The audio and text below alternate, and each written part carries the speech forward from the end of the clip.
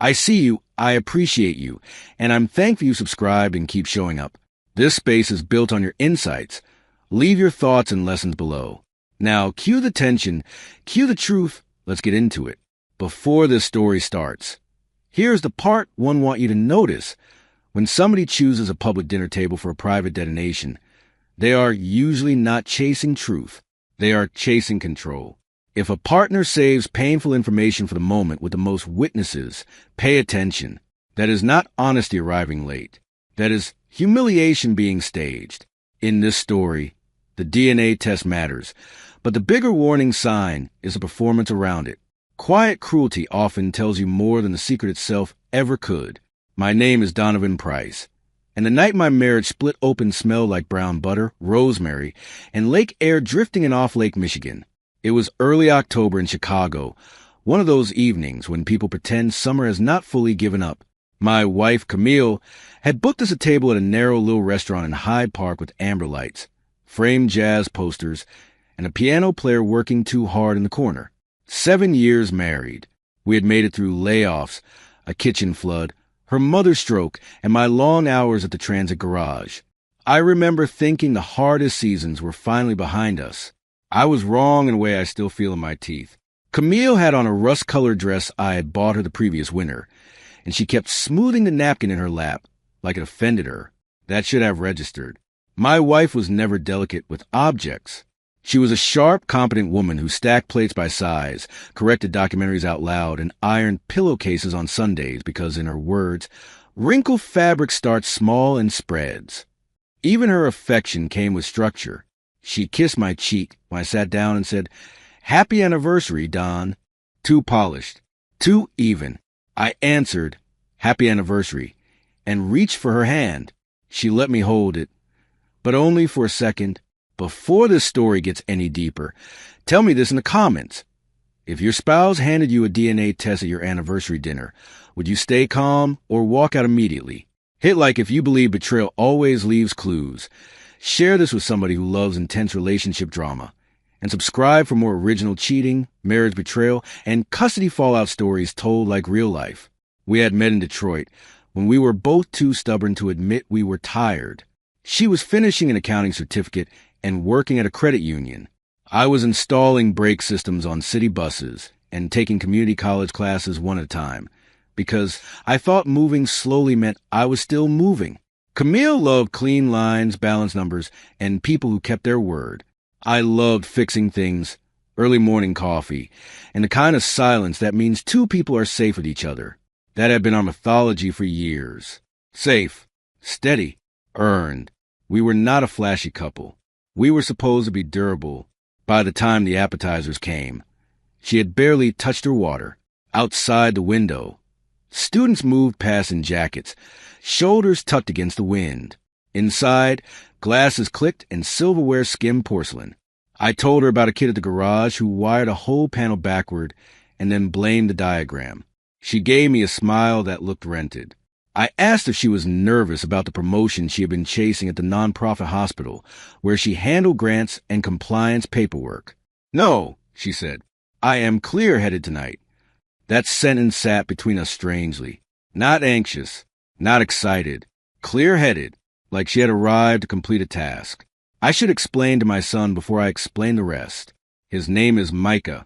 He was 6 then, all knees and questions and hummingbird energy.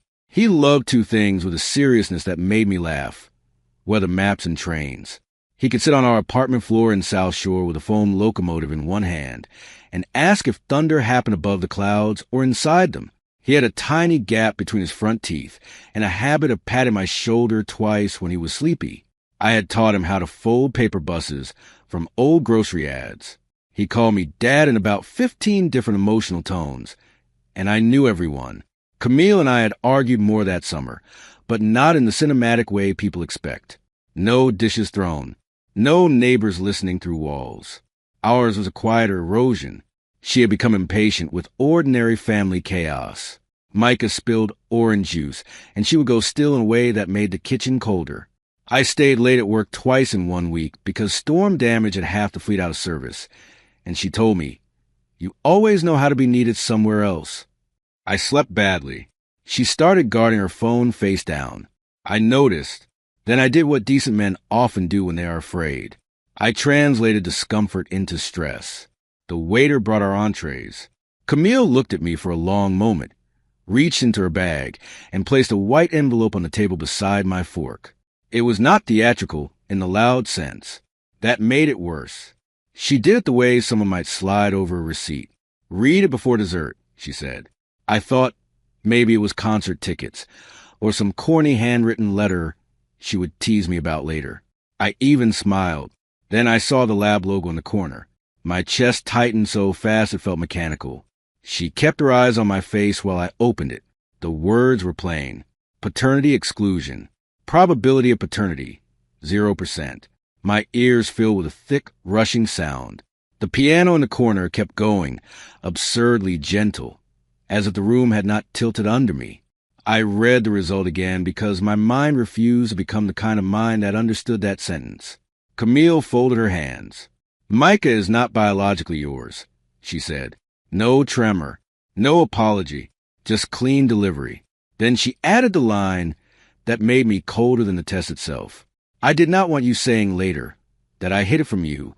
The lights above our table suddenly felt interrogational. I did not flip the table. I did not curse. I stared at the paper until the letters looked like small insects marching in formation. Then I asked very carefully, "Who is his father?"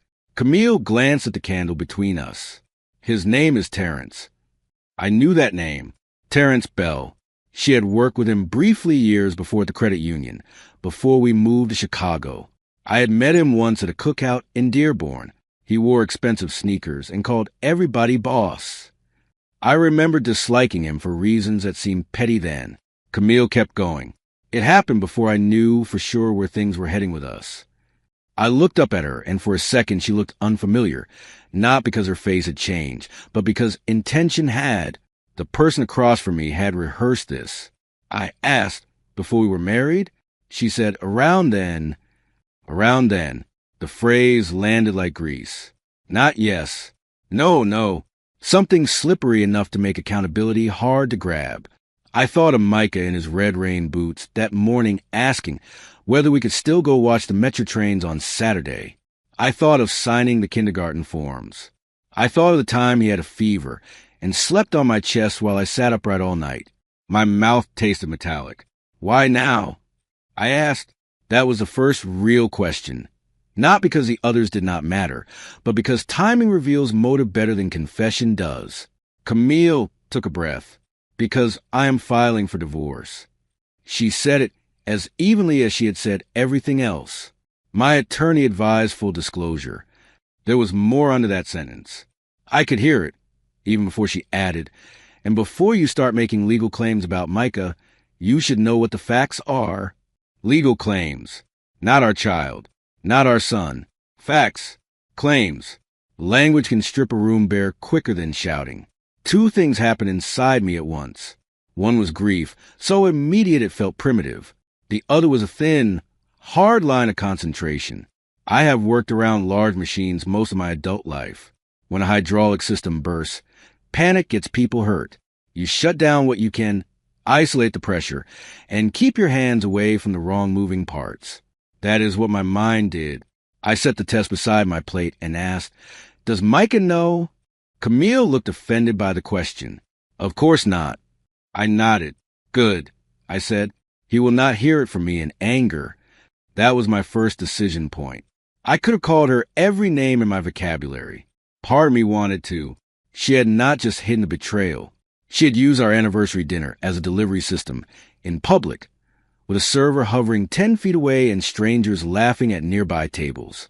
But I knew one thing with complete clarity.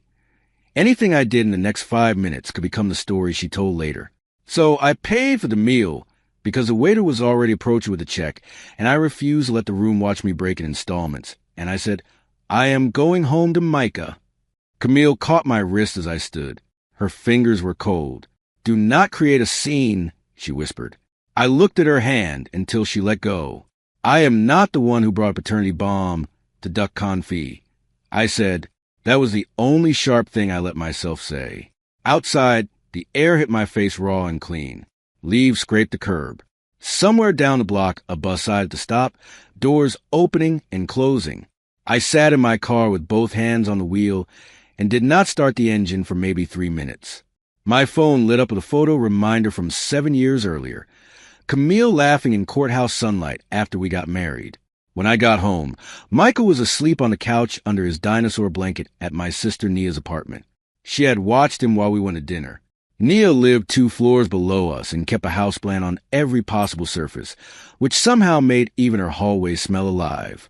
She opened the door and took one look at me. "What happened?" she asked.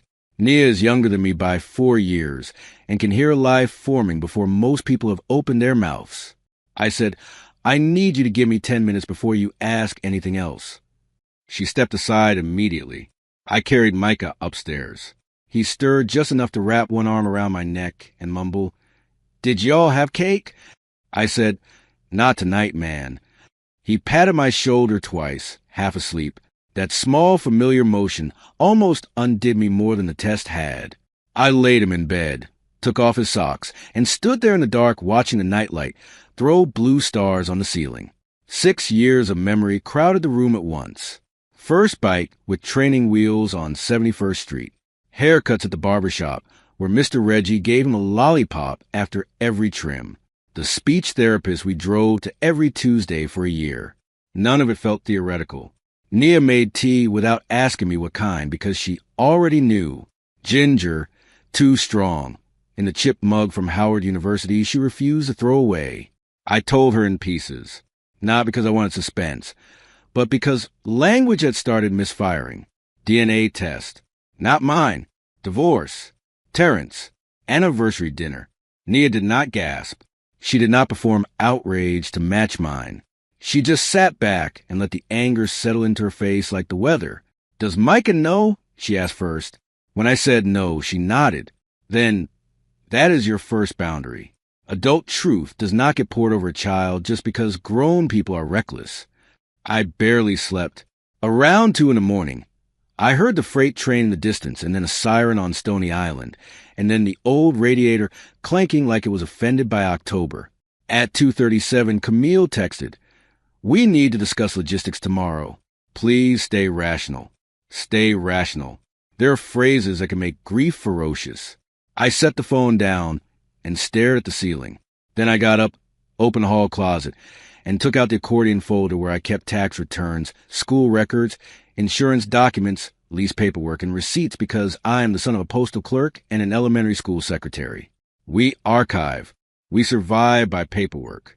The next morning, I called in sick for the first time in 19 months. My supervisor, Mr. Harlan, asked no questions after hearing my voice. I took Micah to school like normal because routine can keep a child's world from sliding when yours already has. He wanted to wear the raincoat with the reflective stripes, even though the sky was clear.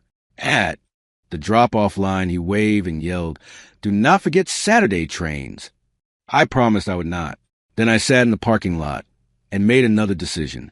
I was not going to investigate Camille through her phone or break into accounts. I wanted facts I could keep in daylight. My second decision point came right there in that school lot, next to a dented minivan and a church van that always smelled like crayons. I could have gone straight to Terrence, called him, confronted him, forced a confession out of whoever sounded weakest. That would have given me emotional release and terrible evidence. Or maybe no evidence at all. Instead, I called a family law attorney Nia's friend had used. Her name was Paula Edmonds, and her office was near Bronzeville above a dry cleaner with a buzzing red sign. She answered her own phone. I said, "I just found out my 6-year-old son is not biologically mine, and my wife says she is filing for divorce." Paula told me to come in at noon and bring every document connected to Micah, our finances, and our marriage. Her office had framed black and white photographs of Chicago churches in winter and a jar of peppermints nobody touched. She listened without interrupting, except to clarify dates. Paula was maybe in her late 50s, silver locks pinned back, navy suit, eyes like she had no patience for chaos disguised as sophistication. When I finished, she leaned back and said, "Biology matters in some contexts. Conduct matters more. Slow down. We are not only dealing with paternity. We are dealing with timing, custody, support, and whether your wife weaponizes revelation. She explained something I had never needed to know. In Illinois, a man who has acted as a father can still occupy complicated legal territory, even if biology is elsewhere. She also explained that courts care deeply about the child's stability. "Do you want to stop being Micah's father?" she asked. The question offended me so fast, I nearly answered with anger. Instead, I said, "No, I want him safe. I want him out of whatever game this is." Paula nodded once, as if she'd been waiting to hear whether grief would turn me small. "Good," she said. "Then do not let your pride volunteer your son for collateral damage." When I got home, Camille was there packing a weekender bag, calm again, as if she had spent the night ironing the wrinkles out of catastrophe. She said she was staying with her cousin in Naperville for a few days. I asked whether she had already filed. "Draft papers are ready," she said. "Nothing official yet." Her tone suggested generosity, like I should appreciate the notice. I asked how long she had known Terrence was Micah's biological father. She tightened the zipper on the bag before answering. I suspected, another floating word. "Since when?" I asked. She finally met my eyes. "Since he was born." I laughed once, not because anything was funny, but because my body needed somewhere for the disbelief to go. "Since he was born," I repeated, "and you let me sign every form, sit through every appointment, stand in every parent line, tuck him in every night." Camille crossed her arms. "You wanted a family. We built one." Even now, even there, she spoke as though mutual outcome erased unilateral deception. I said, "No, you assigned me a role," and withheld the script. She did not like that. Her mouth tightened. "You are making this uglier than it has to be." I remember thinking, there it is, the sentence of people who start fires indoors. Over the next 2 weeks, the truth did not arrive as one clean block. It came in grimy, practical pieces. Paula subpoenaed records. Camille filed. I filed responses. We worked out temporary parenting time while Micah remained blissfully concerned only with recess and whether clouds moved because the earth spun or the wind pushed them. Then Nia called one Saturday afternoon and said, "You need to come downstairs." She was sitting at her kitchen table with Camille's cousin Rochelle, who looked like she had been carrying a secret too heavy for her posture. Rochelle worked in HR for a logistics firm and hated conflict, so sincerely you could hear it in her breathing. Rochelle told me Camille had not merely suspected. She had taken a private DNA test when Micah was a baby and kept the result in a lockbox at her mother's house in Detroit. Rochelle knew because Camille had asked her years earlier to drive her to a lab when she said she was closing a chapter. My head went oddly clear again. "Why tell me now?" I asked. Rochelle stared into her coffee. "Because she said something last week that made me sick." She swallowed. "She said you would stay attached long enough to get through first grade, and after that children adjust." Even Nia inhaled sharply at that. I asked Paula whether Rochelle's story mattered, if she had no physical copy of the old test. Paula said yes, because pattern matters, intent matters. So did something else, the way Camille had framed me in her filing. Neglectful, emotionally distant, married to my job. Men who work public transit keep strange hours and dirty boots. So none of that would sound implausible unless challenged. The filing painted her as the stable parent and me as a useful but secondary figure. That was when humiliation transformed into something more disciplined. I began building a chronology. School pickups, medical forms signed, parent-teacher emails, prescriptions filled, bedtime routines, real fatherhood, itemized, at work.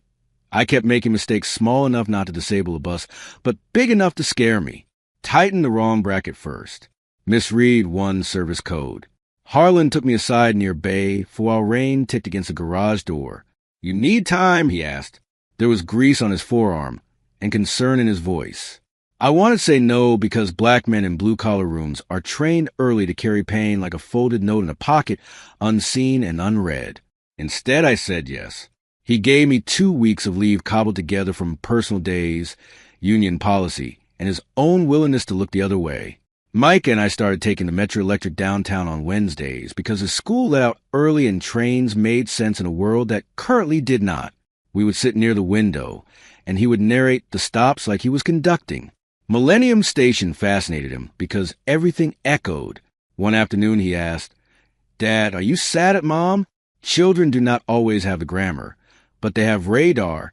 I told him, "Mom and I are having grown-up problems, but none of it is because of you." He accepted that for the moment and leaned against my arm. I learned then how exhausting careful truth can be. Discovery brought more ugliness. Financial records showed Camille had been moving small amounts into an account I did not know about for over a year. Not criminally dramatic sums. Enough to suggest preparation, not panic. There were also emails between Camille and Terrence. No romance left in them. They read like two people negotiating around inconvenience. Terrence was living in Indianapolis with a girlfriend and had no apparent interest in stepping into fatherhood beyond minimizing his exposure. One line from him lodged in my brain. You said he thinks the boy is his. Leave it alone unless money gets weird. Money gets weird. That was the company he kept around my child's life. When Paula showed me that email in her office, I had to stand up and walk to the window. Across the street, a man was unloading shirts at the dry cleaner, while a CTA bus groaned past, ordinary life moving as if mine had not been peeled open. I said, "Can I make Terrence take responsibility?" Paula answered, "Possibly, but be careful what outcome you are actually asking for." She was right. I did not want Micah handed to a biological stranger with weak character and occasional emails. I wanted legal recognition that deceit had occurred without turning my son into a contested parcel. That is the terrible geometry of family court. Every angle cuts somebody. Thanksgiving was a brittle affair at my mother's church hall in Gary, Indiana. My mother had moved back there after retiring from the post office, and every November the fellowship room smelled like smoked turkey, sweet potatoes, and furniture polish. Everybody knew something was wrong, because black families can hear trouble in the way you pass cranberry sauce. Still, nobody embarrassed me with performative sympathy. My uncle Leon asked Micah to help arrange folding chairs, which made him feel important. My mother pressed my hand once in the kitchen and said, "Whatever is true, the child knows who has loved him." It was the kindest sentence anybody gave me that season. December came in hard and gray. Camille received alternating weekends and one midweek dinner, while proceedings moved. Exchanges happen at a police station parking lot in South Shore because neutral ground keeps people from turning a sidewalk into a theater. She always arrived composed with coat, lipstick, and a file folder in her front seat. I arrived with Micah's backpack, inhaler, school folder, and whatever art project needed transporting. Once, while fastening Micah's coat, I heard Camille say, "You are making this difficult." I answered, "No, I am making it documented." She looked at me then with genuine irritation, as if meticulousness had always belonged to her side of the marriage. A child representative got assigned in January. Her name was Ms. Chun, and she had the impossible job of interviewing adults who all believed their pain was the center of the map. She came to our apartment one Saturday morning. Micah proudly showed her his train books, his weather chart, and the bus model I had assembled with him from a kit after Christmas. She watched us make grilled cheese and asked routine questions. Later she told Paula that Micah appeared securely bonded to me, oriented toward me for comfort, and relaxed in my care. Those are plain words, but I nearly cried when Paula read them. Love, translated into court language, sounds clinical and miraculous. The hearing was set for late February at the Daily Center. Cold sunlight flashed off the windows downtown, and the lobby smelled like wet coats and coffee. Camille wore charcoal and pearls. I wore the only suit I own, altered twice over the years because my shoulders changed before my budget did.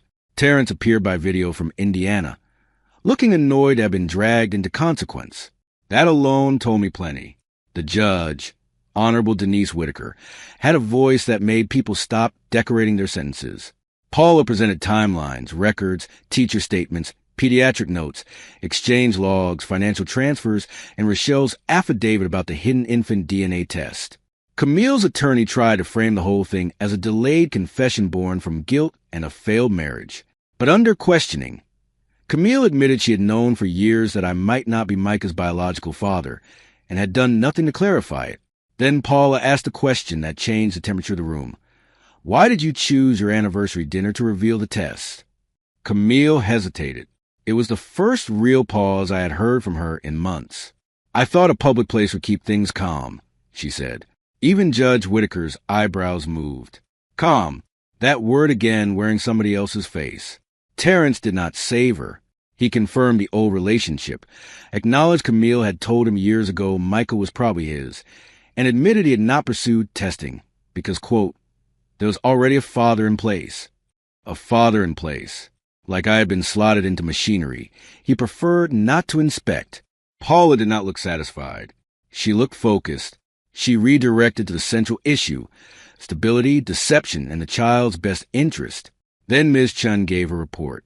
She said Micah understood me as his father in every meaningful developmental sense, that abrupt disruption would be harmful, and that the adults who had prioritized strategy over clarity had already taken too much from him. I testified last. That mattered. By then, the room had heard paperwork, explanations, and legal positioning. What it had not yet heard was daily life. I told the court about inhaler refills, Saturday trains, the speech therapist, the preschool teacher who taught Micah to tie his shoes, the way he checks weather radar with me before thunderstorms because loud sounds still rattle him. I said I was angry, yes, but anger was not why I was there. I am here, I told Judge Whitaker, because a child should not lose the only father he has known because adults found it convenient to lie until timing benefited them. My voice shook only at the end. The judge did not rule that day, which somehow felt crueler than an immediate blow would have. We went home to wait another 3 weeks. Those were the slowest weeks of my life. Micah got a stomach virus. The garage called about a scheduling mix-up. My upstairs neighbor's dog barked at nothing every dawn. Life kept insisting on being ordinary, while I lived suspended over a legal answer that would shape the rest of my son's childhood. One night, I found myself sitting on the kitchen floor after Michael went to bed, back against the refrigerator, staring at a box of generic cereal. That was my rock bottom. Not drama. Fatigue. The kind that reaches your bones. The ruling came on a rainy Thursday in March. Paula called while I was in the school pickup line. I remember wipers thudding across the windshield and children in bright jackets splashing through puddles. She said, the court is naming you Micah's legal father and primary residential parent. I closed my eyes so hard spots flashed behind them. Camille received parenting time, but the order was structured and specific. The court also made findings about her long-term concealment and her poor judgment in the manner of disclosure. Terrence was assigned child support obligations, not rights he had suddenly earned through biology. I thanked Paula, then put my forehead on the steering wheel and breathed. When Micah climbed into the back seat, he immediately launched into a story about a classmate who insisted tornadoes could happen in winter.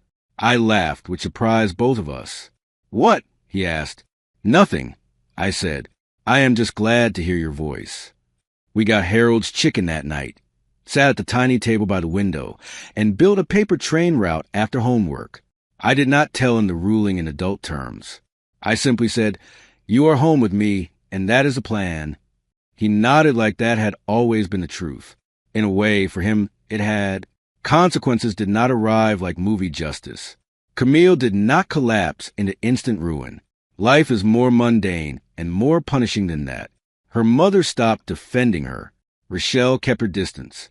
At exchanges, Camille became quieter, less polished, as if image management had finally exhausted itself. Once, months later, she stood under the awning outside the station while Micah buckled into my car and said, you made me look monstrous. Rain drummed on the hood. I answered, no, evidence did that. She flinched, not because I had raised my voice, but because we both knew I was right. Therapy helped me understand something ugly and useful. I confused being chosen with being safe. Because Camille admired my steadiness, I assumed she honored it. Because I loved providing, I ignored when my role narrowed into function. My therapist, a patient man on the South Side with jazz records in his waiting room, said, you were not foolish for loving your family. You were late in noticing where love stopped being mutual and became managerial. That sentence stayed with me. I repeated it during long drives, at red lights, while packing Micah's lunches. It gave shape to the damage without asking me to surrender tenderness as punishment. The following fall, Micah and I rode the South Shore line to visit my mother for her birthday. He had grown taller, lost one front tooth, and developed a passionate opinion about cloud formations. On the ride back, he leaned against me and said, "Dad, when I get big, I want a job where I can fix things and also know the weather." I told him that sounded like 2 jobs, and he grinned. Watching his reflection in the train window, I understood something I had been too shattered to name a year earlier. Fatherhood is not proven in a lab. It is accumulated in repetition. Meals, rides, patience, staying.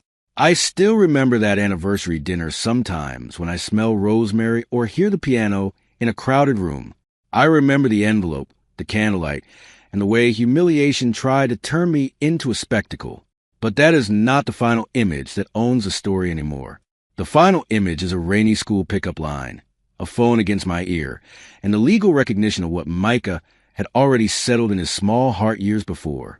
I am his father, not because a marriage promised it, not because biology confirmed it, because when the stage cruelty was over and the paperwork cleared, I was still the one there to take him home. The hardest part of this story is not the DNA result. It is the planning around it. The anniversary dinner, the public reveal, the years of silence, the attempt to rename devotion as convenience. Donovan did not win because he had the sharper comeback. He won because he chose process over performance. He protected Mike at the exchange lot, in the school pickup line, and in that courtroom where daily care mattered more than wounded pride. When somebody tries to turn family into leverage, your calm is not weakness. Sometimes it is the only bridge left between a child and stability. If this story stayed with you, comment with the moment that hit you hardest: the anniversary dinner, the hidden truth, or the courtroom decision. Like this video if you want more stories where betrayal gets exposed. Share it so more people can find these powerful relationship drama stories. And subscribe for more original first-person marriage, cheating, DNA reveal, and custody stories with real emotional consequences. The end.